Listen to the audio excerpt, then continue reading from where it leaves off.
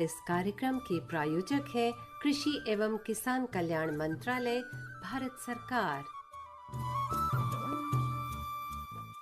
100.1 megahertz पर स्वागत है आप सभी का कार्यक्रम किसान की बात में, जिसकी एक और कड़ी लेकर हाजिर हैं हम आपके साथ नई जानकारियां और नई बातों के साथ। मैं हूं आपके साथ अरविंद और मैं हूं दीपिका। और आज का विषय हर बार की तरह ज्ञानवर्धक तो है ही, साथ ही साथ रंग बिरंगा और खुशबूदार भी है। लेकिन अपने विषय पर पहुंचने से पहले आइए जानते हैं मौसम का हाल और बाजार भाव। मौसम की दस्तक किसान के घर तक। श्रोताओं, आइए जानते हैं संपूर्ण भारत के मौसम का हाल। जम्मू कश्मीर, गिलगित बाल्टिस्तान और मुजफ्फराबाद समेत उत्तर भारत के पहाड़ों पर बारिश हो सकती है। हिमाचल प्रदेश के कुछ हिस्सों सहित ऊपरी राज्यों में मध्यम से भारी बारिश और गरज के साथ बौछारें पड़ने के साथ भारी हिमपात का अनुमान लगाया जा रहा है। ये गतिविधियां उत्तराखंड में भी देखने को मिल सकती हैं। देश के उत्तरी मैदानी राज्यों पंजाब, हरियाणा, उत्तर प्रदेश और राजस्थान के पश्चिमी भागों में भी हल्की बारिश शुरू होने की संभावना है। श्री गंगानगर, बीकानेर, जोधपुर, जैसलमेर और बाड़मेर समेत राजस्थान के उन अधिकांश जिलों में वर्षा हो सकती है जहां लंबे समय से मौसम साफ और शुष्क बना हुआ है। पंजाब, उत्तरी राजस्थान, हरियाणा, पश्चिमी उत्तर प्रदेश और दिल्ली एनसीआर के कई हिस्सों में बारिश की तीव्रता सबसे अधिक हो सकती है। इन राज्यों में हल्की से मध्यम बारिश और गरज के साथ बौछारें पड़ सकती हैं। कुछ स्थानों पर 30 से 40 किलोमीटर प्रति घंटे की तेज हवाएं भी चल सकती हैं। तो अभी आपने सुना संपूर्ण भारत का मौसम पूर्वानुमान। मौसम के हाल के बाद आइए जानते हैं कृषि संबंधी सलाह।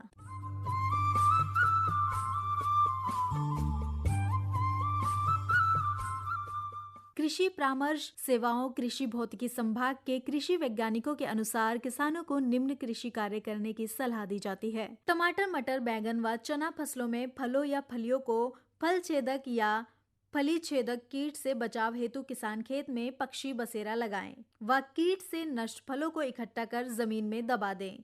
साथ ही फल छेदक कीट की निगरानी हेतु फेरोमोन 2 से 3 प्रपंच प्रति एकड़ की दर से लगाएं। यदि कीट की संख्या अधिक हो तो बीटी 1 ग्राम या लीटर पानी की दर से छिड़काव करें।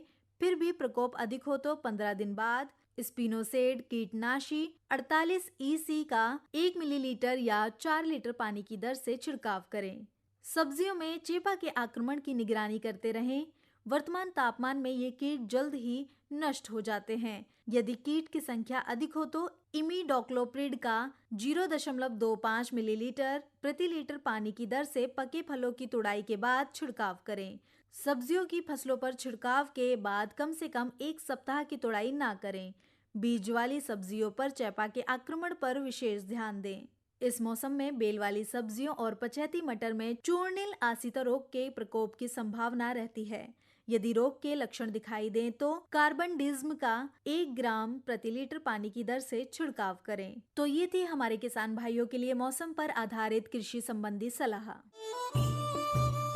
साग सब्जियों के कैसे ताव, चलो रे भैया जाने भाव।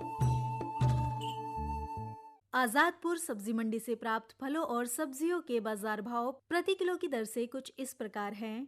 मटर 15 रुपए, हरा प्याज 15 रुपए, मशरूम 80 रुपए, मेथी 12 रुपए, प्याज 15 रुपए, नींबू 55 रुपए और भिंडी 55 रुपए प्रति किलो की दर से बाजार में उपलब्ध है। आइए जानते हैं फलों की कीमतों के बारे में। मौसम्बी 45 रुपए, खरबूज 23 रुपए, आम 100 रुपए, किन्नू 18 रुपए, अंगूर 40 रुपए और चीकू 20 रुपए प्रति किलो की दर से बाजार में उपलब्ध है। तो ये थे आज के बाजार भाव। हर जोखिम से निकल कर फसल आए, सुरक्षित हो जाए।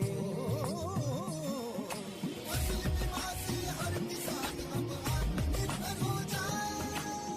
संकट के समय प्रधानमंत्री फसल बीमा योजना किसानों के लिए वरदान है। अब सूखा पड़े या बाढ़ आ जाए कोई डर नहीं, अब ओले पड़े या कीट पतंगे फसल खा जाएं कोई फिक्र नहीं, क्योंकि हमने लिया है प्रधानमंत्री फसल बीमा। बुआई से फसल कटाई तक हर जोखिम का दावा, न्यूनतम प्रीमियम पर अधिकतम भुगतान का वादा। योजना से हर साल जुड़ रहे हैं 5 करोड़ से ज्यादा किसान। अब आपकी है बारी। नजदीकी कृषि कार्यालय, सहकारी समिति, बैंक शाखा, अधिकृत बीमा कंपनी या जन सेवा केंद्र में स्वेच्छा से करा सकते हैं पंजीकरण। फसल बीमा पोर्टल या फसल बीमा ऐप द्वारा भी कराया जा सकता है पंजीकरण। प्रधानमंत्री फसल बीमा योजना, आपकी फसलों का संपूर्ण सुरक्षा कवच। कृषि एवं किसान कल्याण मंत्रालय, भारत सरकार।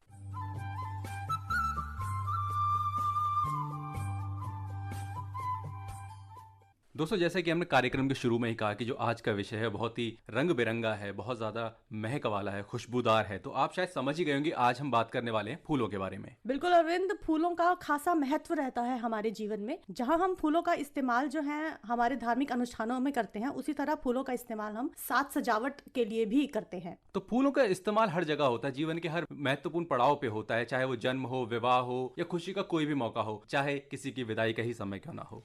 त्योहारों में इस्तेमाल करते हैं, पर्वों में इस्तेमाल करते हैं, और खेती के लिए भी ये बहुत ज्यादा इसीलिए महत्वपूर्ण हो जाता है। बिल्कुल अरविंद, खेती नहीं होगी फूलों की तो फिर इनका इस्तेमाल भी हमारे लिए असंभव सा हो जाएगा। तो हमें उत्पादन पर भी उतना ही ध्यान देना है, जितना कि हम इसकी उपयोगिता जानते हैं उतना ही हमें इसके उत्पादन पर भी ध्यान देना जी है। हाँ, उत्पादन पर ध्यान देना है, उसको कैसे बेहतर बनाना है और संरक्षित खेती के माध्यम से कैसे हम इसके उत्पादन को साल भर रख सकते हैं और साल भर उपयोग में ला सकते हैं। तो आज हम जिस विषय पे बात करने वाले हैं वो है फूलों के उत्पादन की तैयारी और इनकी संरक्षित खेती। तो इसी विषय के संदर्भ में हमें जानकारी देने के लिए आज हमारे साथ हैं डॉक्टर MC सिंह।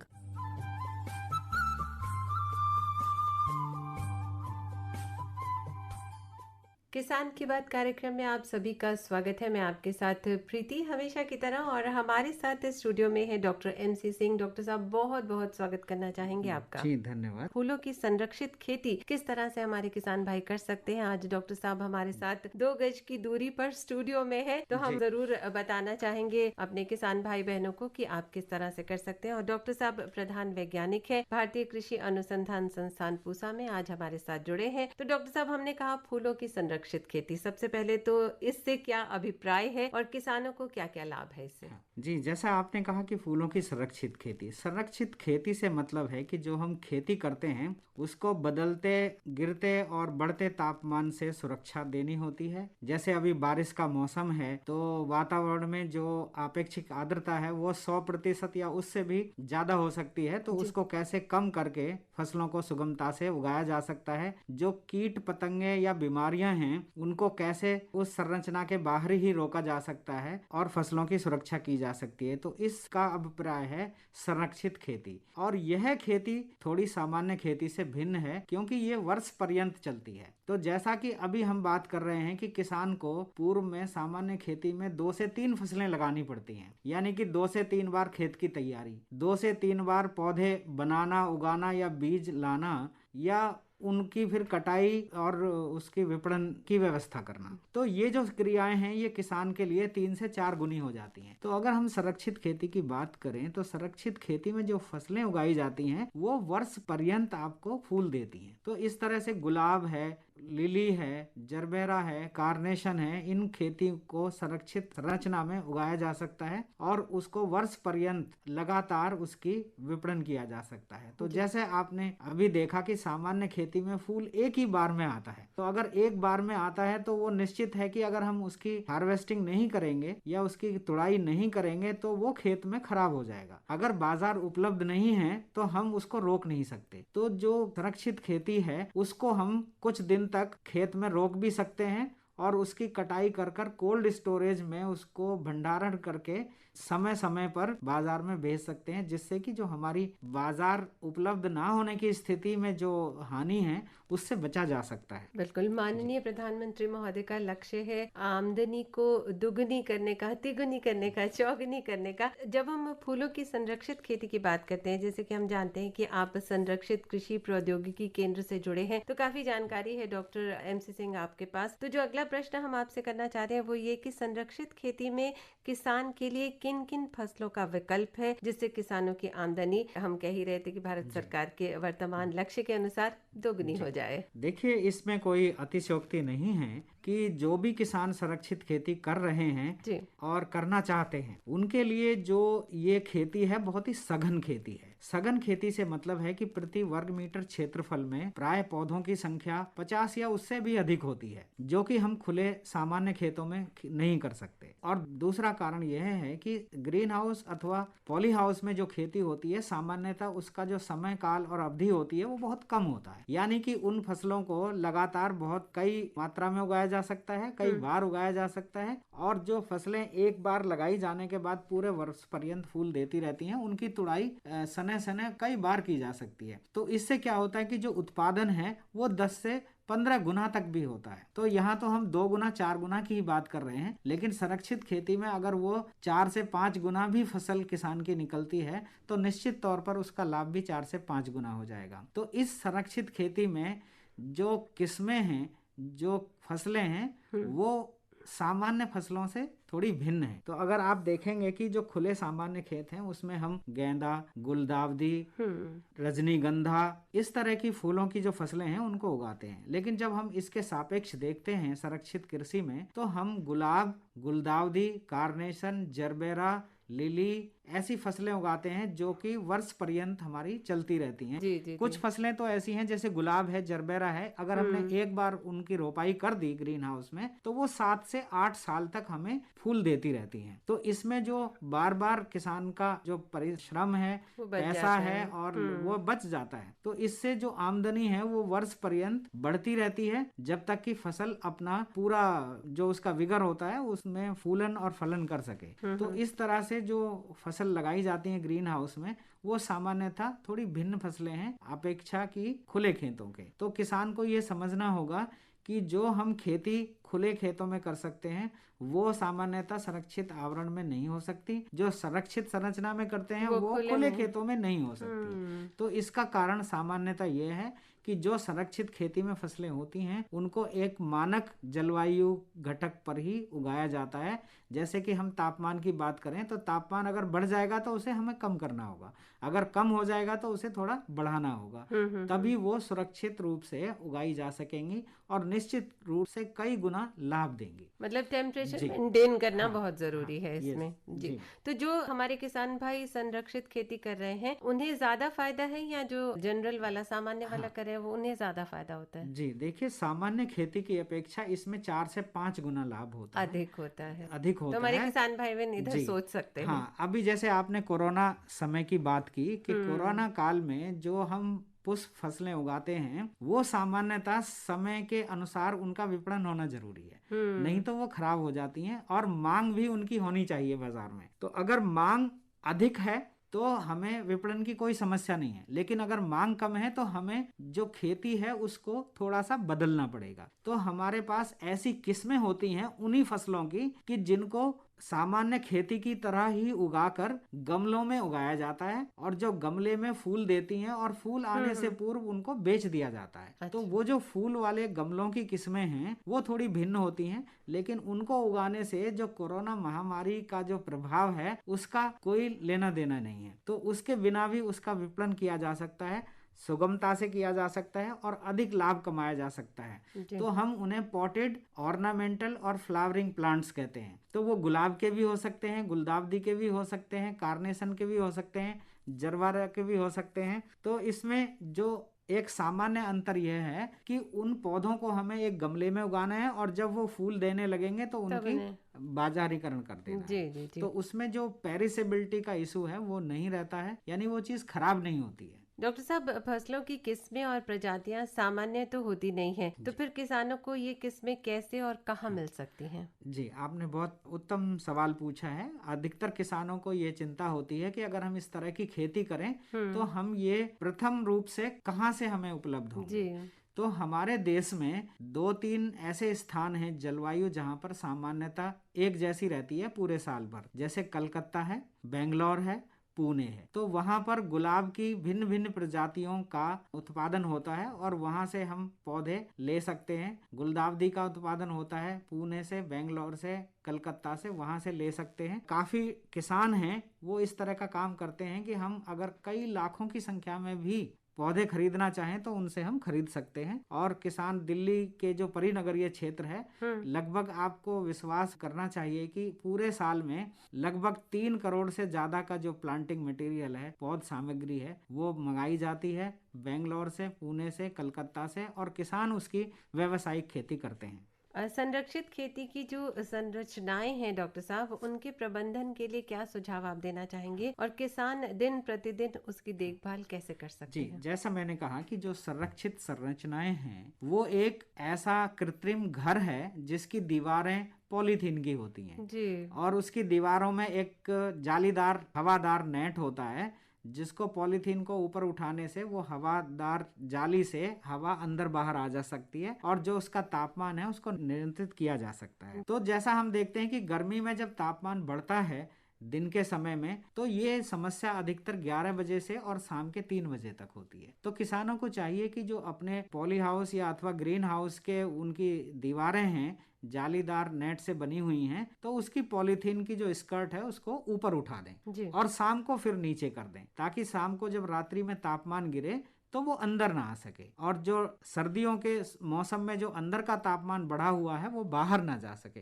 तो इस तरह से वो अपनी संरचना का प्रबंधन कर सकते हैं। और जैसा कि देखा गया है कि हमारे देश में पोल्यूशन बहुत ज़्यादा है, तो जहाँ पर शहरी क्षेत्र है या सड़क का आवागमन ज़्यादा होता है, अगर उनकी संरचनाएं या पॉली हाउस ग्रीन हाउस उस क्षेत्र में लगे हैं तो वहाँ पर उस पॉलीथीन की जो परत है उस पर एक प्रदूषित धूल है वो जम जाती है। तो किसानों को चाहिए कि समय समय पर उसकी एक बहुत ही मलमल के अच्छे कपड़े से उसकी धुलाई कर दें, ताकि वो पॉलीथीन की छत साफ हो जाए और जो प्रकाश की मात्रा है वो फसल पर अच्छी तरह से आ जाए, जिससे उनकी फसल अच्छी और बहुत अच्छी फसल दे सके और बढ़वार कर सके जी। तो इन चीजों का ध्यान किसान को जरूर रखना आवश्यक है। बाकी तो आप देखते हैं कि जो सामान्य प्रक्रिया है खाद और सिंचाई की, वो तो समय समय पर करनी ही पड़ती है, बहुत जरूरी है। जैसे हमें भोजन चाहिए वैसे उन्हें भी भोजन चाहिए, तो इसका ख्याल रखना तो बिल्कुल जरूरी है। और एक चीज आपसे जानना चाह रहे थे कि ऐसा सुना जाता है कि इस तरह की खेती में शुरुआती खर्च अगर कहें तो बहुत ज्यादा होता है, तो क्या कोई अनुदान है जो सरकार द्वारा दिया जाता है? केंद्र सरकार ने जो औद्यानिक मिशन है उसके अंतर्गत किसानों के लिए उनके क्षेत्र में ही जिला स्तर पर ऐसी व्यवस्था की है कि जो अग्रणी किसान हैं या व्यावसायिक खेती बहुत अच्छे से करना चाहते हैं तो उनको प्रति एकड़ क्षेत्रफल पर 50 से 55% अनुदान का प्रावधान किया हुआ है। बहुत खूब। जो कि राष्ट्रीय बागवानी बोर्ड है NHB, जिसको नेशनल हॉर्टिकल्चर बोर्ड कहते हैं, उसके माध्यम से जिला स्तर पर किसानों के लिए उपलब्ध है। तो किसान समय समय पर, ऐसा नहीं है कि एक बार ही उनको अनुदान मिलेगा, और दूसरे तरह की खेती भी एक के बाद दूसरी करना चाहते हैं तो वो उनको आवेदन दे सकते हैं और जो उनकी परियोजना है वो अप्रूव्ड होने पर उनको 50 से 55% अनुदान सरकार उपलब्ध कराती है। तो बहुत बढ़िया है। और जो किसान नहीं कर रहे हैं संरक्षित खेती फूलों की, मैं चाहूंगी वो भी इस दिशा में सोच सकते हैं। ये बहुत अच्छा ऑप्शन है और अनुदान भी मिल रहा है, तो आप इस दिशा में सोच सकते हैं। खर्च ज्यादा है इस पर मत सोचे, अनुदान मिल रहा है तो कहीं ना कहीं उसकी भरपाई हो जाएगी। अगर हम देखें तो अपेक्षाकृत हमें लाभ भी अधिक हो रहा है। जी जी जी। और बहुत बहुत धन्यवाद करना चाहेंगे आपका स्टूडियो में आने के लिए और इतनी अच्छी जानकारी हमारे किसान भाइयों तक पहुंचाने के लिए। आज हमने चर्चा की है फूलों की संरक्षित खेती विषय पर और स्टूडियो में हमारे साथ थे डॉक्टर MC सिंह। डॉक्टर साहब पुनः धन्यवाद आपका। जी, आपका भी बहुत बहुत धन्यवाद। kkbongold@gmail.com पे अपना प्रश्न आप हमें लिख करके भेज सकते हैं। प्रीति चाहती है इजाजत, नमस्कार।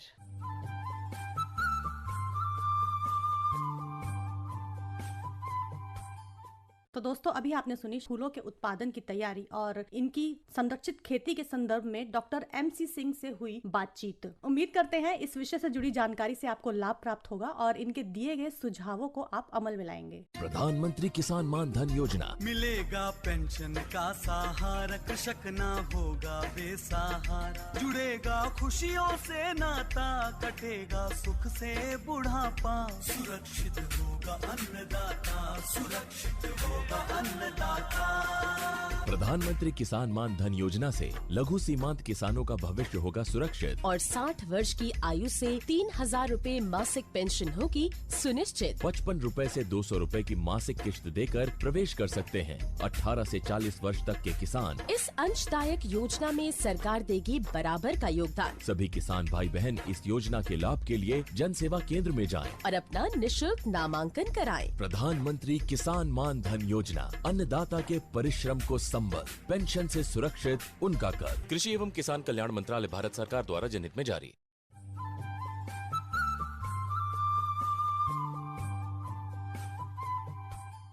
दीपिका, क्या आपको पता है कि उत्तर प्रदेश में ब्रज की जो धरती है वहाँ पर फूलों की होली खेली जाती है? बिल्कुल अरविंद, और बहुत ही लुभावनी और बहुत ही मनभावन होली होती है। तो इसी प्रकार हम जानते हैं कि फूल हमारे त्योहारों के लिए भी कितने उपयोगी होते हैं, उनको कितना रंग बिरंगा बना देते हैं, कितना मनभावन बना देते हैं। जी हाँ, जहाँ फूल होते हैं वहाँ रंग और खुशियाँ और ज्यादा बढ़ जाती हैं। और बात अब हम लोकगीत की कर रहे हैं, क्योंकि अब हम चाहते हैं कि लोकगीत सुनाया जाए, और ब्रज की और फूलों की एक बहुत ही अच्छा संगम सा यहाँ बना है, तो क्यों ना ब्रज का एक लोकगीत सुनाया जाए। तो आइए सुनते हैं ब्रज लोकगीत। अरे ऊधो गए द्वारिका श्याम बिरज मोई उड़ी उड़ी खावे रे। ऊधो गए द्वारिका श्याम बिरज मोई उड़ी उड़ी खावे रे।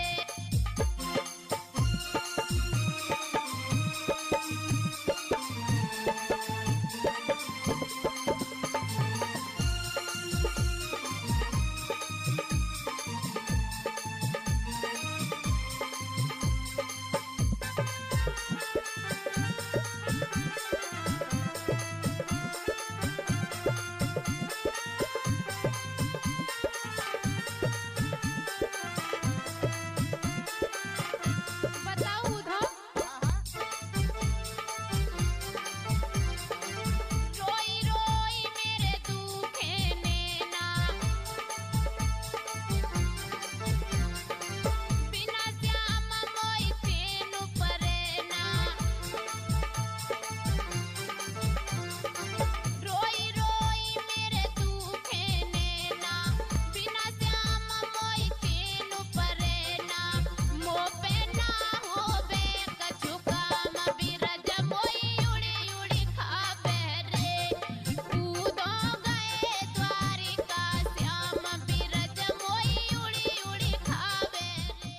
100.1 मेगाहर्ट्ज पर सुन रहे हैं आप किसान की बात कार्यक्रम, और अब बारी है किसानों से जुड़े अनुभवों को जानने की। तो आइए सुनते हैं किसान मित्र से हुई ये बातचीत।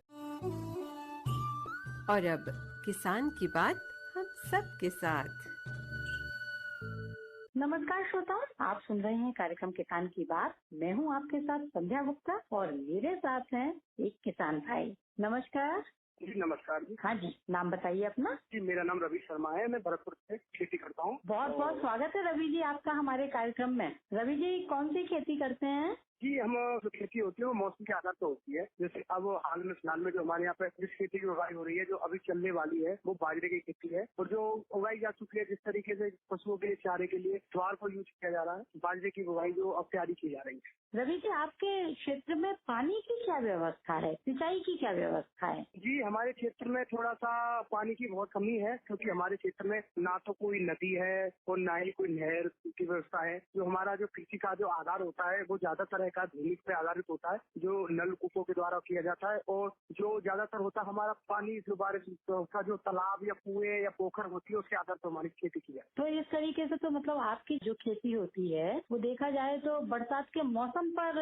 ज्यादा आधारित हो जाती है खेती। बिल्कुल, हमारी जो खेती है वो वर्षा पर निर्भर करती है। हमारी जो खेती होती है, बारिश अच्छी होगी तो हमारी पैदावार भी अच्छी होगी, हमारी फसल भी अच्छी होगी। ठीक है, अगर बारिश कम होगी तो उस सीजन हम ये कह सकते हैं अच्छी उम्मीद नहीं होगी हमारी जो पैदावार। जी, जब बरसात के मौसम की हम बात करते हैं तो जैसे कि आपके यहाँ आप बता रहे हैं कि खेती जो है मुख्यतः बरसात पर ही आधारित है। अब ये जो बरसात का जल होता है, बरसात का पानी होता है, तो आपको तो उसको संचय करके भी रखना होता होगा, ये भी आपके लिए जिम्मेदारी हो जाती है। बिल्कुल जी, हमारे क्षेत्र में और हमारे क्षेत्र से थोड़ा आगे भी जाएंगे, राजस्थान क्षेत्र में हमारा जो जिला लगता है, जो राजस्थान क्षेत्र में यूपी बॉर्डर पे है, मच्छा के पास। तो जो हमारे क्षेत्र से आगे जितना भी जाओगे तो वहाँ पे पानी की शॉर्टेज कमी का क्षेत्र है, वो ज्यादातर पहाड़ी इलाके, मरुस्थलीय भूमि भूमि नहीं वैसी है, सूखी रेत वाली मिट्टी होती है जिस पर वर्षा होने के कुछ ही पल बाद, कुछ ही घंटों के बाद वो सारा पानी को सूख जाती है और आप बता नहीं सकते कि अभी हाल फिलहाल में यहाँ कहीं बारिश हुई है। तो हमारे यहाँ जो ज्यादातर खेती की जाती है वो जल संरक्षण के द्वारा की जाती है, जिसके लिए हम बड़े बड़े तालाबों का निर्माण करते हैं जो किसान या और उसके लिए पोखरों का निर्माण किया जाता है, जिसमें ऊपर से जो बारिश का पानी जो गिरता है उसको एक जगह संग्रहण किया जा सके, उस पानी को इकट्ठा किया जा सके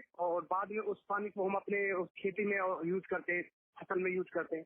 उनको पाइपों के द्वारा उनको जो खेती में इंजन होते हैं, इंजन जो नलकूप होते हैं उसके द्वारा खेतों तक पहुंचाया जाता है। तो हमारा आधार ज्यादातर संरक्षित जल को इसी तरीके से किया जाता है। यही हमारे क्षेत्र में ज्यादातर कृषि का एक माध्यम है पानी का। अच्छा रवि जी, हमें यह बताइए कि जैसे आपके यहाँ पोखर बनाई जाती हैं, तालाब बनाए जाते हैं, छोटे कुंड बनाए जाते हैं, तो ये सब काम आप कैसे करते हैं और वो कौन सी भूमि पर करते हैं? सारे किसान भाई एक साथ मिलकर करते हैं? जी बिल्कुल, इसके लिए एक पंचायत बैठाई जाती है। तो उसके लिए जो ग्रामीण क्षेत्र में या जहाँ की भी समस्या होती है हमारे क्षेत्र में, तो उसके लिए एक सब सहमति से या तो एक की जो किसान होता है वो अपनी खुद की स्वयं की भूमि पर इस तरीके की योजना में अपना भागीदारी निभाए। जैसे कि जो सारे किसान है उनमें से एक किसान अपने खेत पर इस तरीके का पोखर का निर्माण के लिए तैयारी दे दे, ठीक है। तो उसमें जो कुछ होती है जो मतलब निजी तौर पर कुछ किसानों द्वारा बनाई जाती है, तो उसमें सभी लोग व्यय करते हैं अपने पास जो भी पैसा उसको पोखर को बनाने में लगता है, तो उसमें सभी किसान लोग उसमें सहयोग करते हैं और उस पोखर का निर्माण किया जाता है।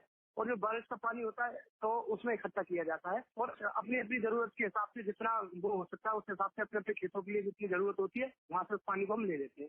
अब इस पानी को आप सुरक्षित कैसे रखते हैं और ये पानी करीब करीब कितने दिनों तक अच्छा रह सकता है? बताना चाहूंगा कि वो निर्भर करता है कि जो हम जिस पोखर या तालाब का हम निर्माण कर रहे हैं वो कितनी बड़ी कितनी विशाल है, और इसमें ये भी निर्भर करता है कि वो नीचे से पक्की है क्या कच्ची। अगर वो कच्ची होगी तो जाहिर सी बात है जो जमीन होती है सूखती है, जो धरती में है वो सूखने से नष्ट हो जाता है, चला जाता है, धरती के लिए उपजाऊ बना देता है। और इतना भी है कि हद से ज्यादा पानी अगर मिट्टी को धरती को मिले तो वो भी अत्यधिक पानी मिलने से भी जमीन खराब हो जाती है, यानी ना वो खेती करने योग्य होती है ना ही कुछ योग्य हो रही है। मतलब एक लेवल और एक समानता के अधिकार पर वो होना चाहिए। अगर हम उस तालाब को या पोखर को हम पक्की करा देते हैं तो जो धरती में होता है वो कम निकलता है, मतलब कम वो सूखती है, तो वो कुछ ज्यादा समय के लिए पानी चल जाता है, क्योंकि उसका जाने का माध्यम या तो हम अपनी सिंचाई में यूज कर सकते हैं या जो बाष्पीकरण होता है उसके द्वारा जो पानी नष्ट होता है, और दूसरा कोई माध्यम नहीं होता है। रवि जी, आपने बहुत अच्छी जानकारी हमारे साथ में साझा की और पानी की खपत और पानी की बचत पर आपने बहुत अच्छे से हमें बताया। आपको हमारी शुभकामनाएं हैं। आपका बहुत बहुत धन्यवाद। धन्यवाद।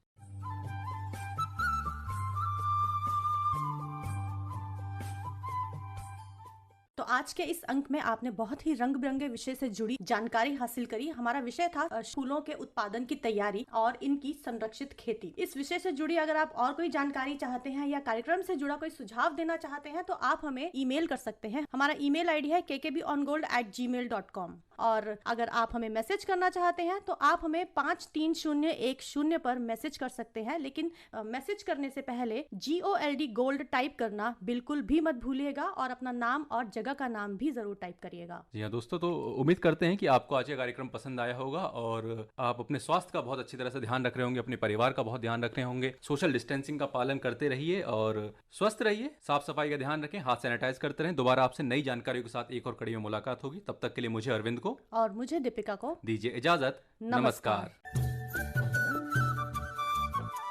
इस कार्यक्रम के प्रायोजक थे कृषि एवं किसान कल्याण मंत्रालय, भारत सरकार।